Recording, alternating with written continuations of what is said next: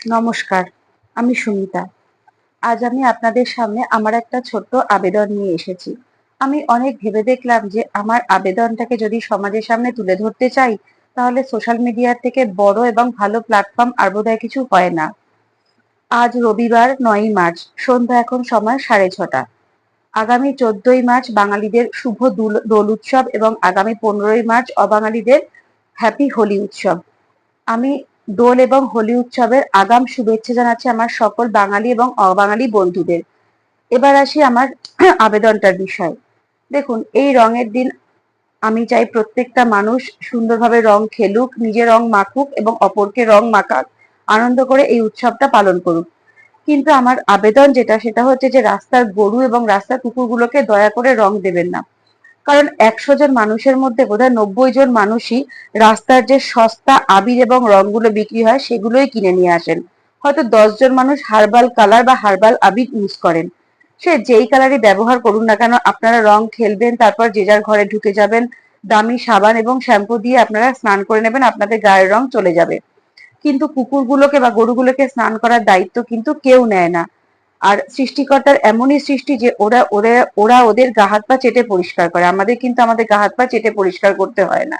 ফলে ওরা যখন ওদের গা হাত পাটা চাটবে তখন অটোমেটিক এই কেমিক্যাল যুক্ত কালার বা কেমিক্যাল যুক্ত আবিরটা ওদের পেটে চলে যাবে। এমনিতে ওরা স্ট্রিট ডগ যারা, এমনিতেই ওদের সারা গায়ে ইচিং থাকে, ম্যাক্সিমাম কুকুরের গায়ে ঘা থাকে, সেই ঘায়ের মধ্যে যদি এই কেমিক্যাল যুক্ত রং বা আবিরটা লাগে তাহলে ওদের অবস্থা কি হতে পারে একবার ভেবে দেখুন।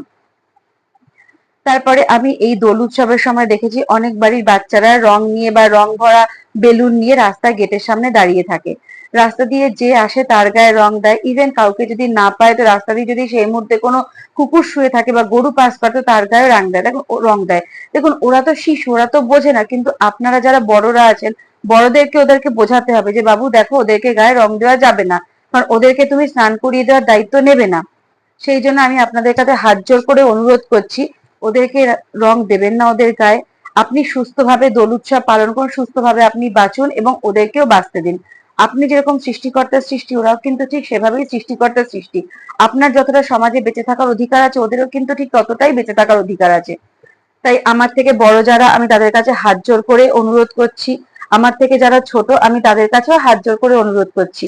আমার এই কথাটা একটু মাথায় রাখবেন। যারা আমার মতন অ্যানিমেল লাভার আছেন, তারা হয়তো আমার এই মনোভাবটা বা আমার এই কথাটার সঙ্গে রিলেট করতে পারবেন।